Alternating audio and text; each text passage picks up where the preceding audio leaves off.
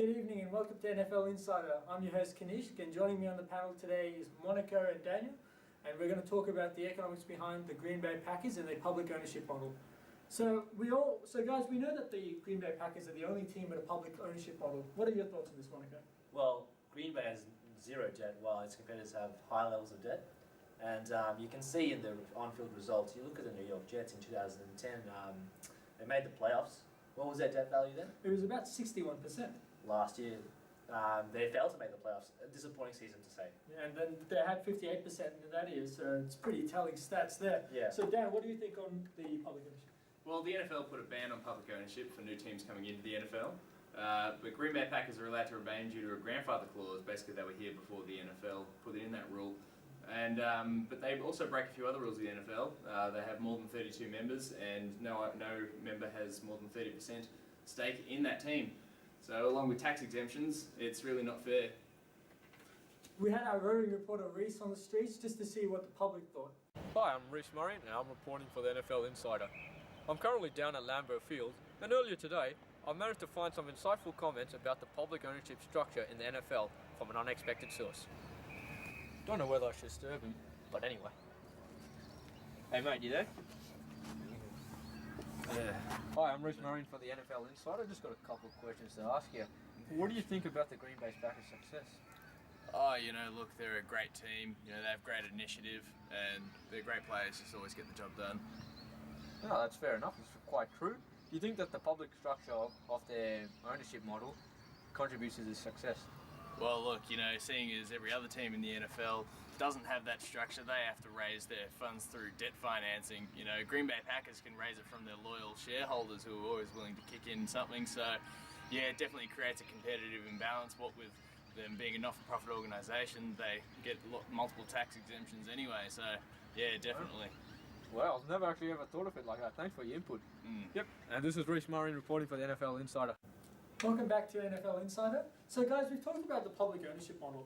Now, there's a few terms that have been thrown around like win maximizers and profit maximizers. Well, Kanishk, not many people know what a win maximizing team is. Well, a win maximizing team is a team that has a high win percentage, it has a low operating income, or in some cases even negative, and their player expenses are quite high.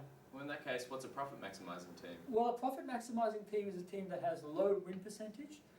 They would have quite a high operating income, and their player expenses would be quite low to facilitate that high operating income. Well, it's interesting that you say that, Kanishk, because last season the Kansas City Chiefs had the lowest win percentage with 12.5%, but they also had the lowest player expenses in the league. Now, they also have a pretty low debt-to-value ratio, and their operating income is fairly high in comparison to their market size. Market size? Well, it's interesting that you mentioned that, Dan, because Pittsburgh has near identical market size to Kansas City, and yet I'd say that they're a win maximizing team, as evidenced by the highest player expense in the league. They pay their players $172 million a year, so that's obviously they won the on-field results. Off the field, they're actually operating income at a loss, so they're not too fazed by that. Well, that's where Green Bay is so different. It's a publicly owned team, while Kansas City and Pittsburgh are privately owned. But we have the characteristics of both these teams in regards to a high win percentage, low debt, and an operating income which is significant when you look at their market size. Just to have a look at the differences here, we'll have a look at the win percentages, where you've got Green Bay with 68% and Pittsburgh with 50%, Kansas City with 12.5%. So you can see there's quite a differentiation in the win percentages between these three teams, with Green Bay having the biggest because of its you would argue because of its public ownership model. Well, we have some exclusive footage of Coach Mick McCarthy and the new draftee from Florida.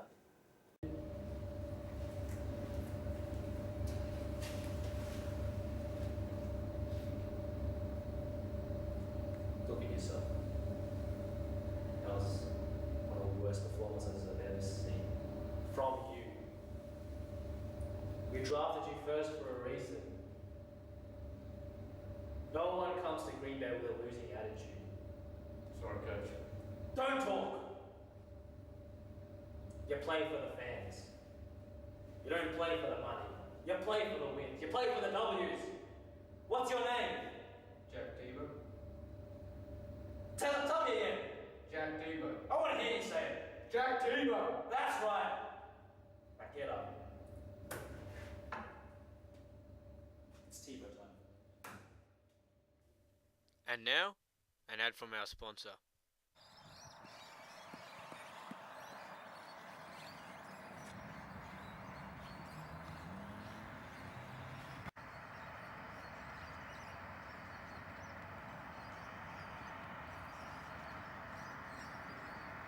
How do you get up there? I'm Jack Tebow, and I drink Coke every day. Coca-Cola, proud sponsor of the NFL Insider.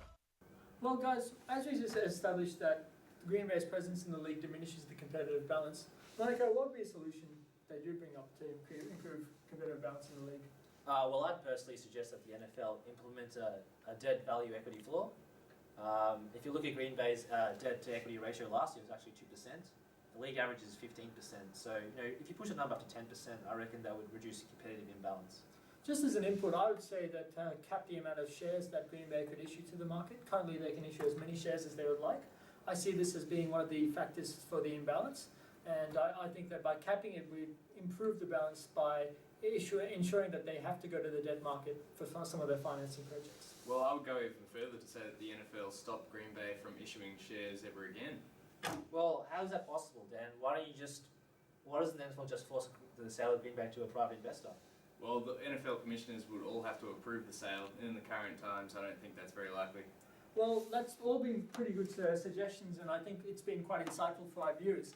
For our viewers, if you'd like to join the discussion and the debate, hashtag us at NFL Insider, or you send us an email at ross.booth@monash.edu.au.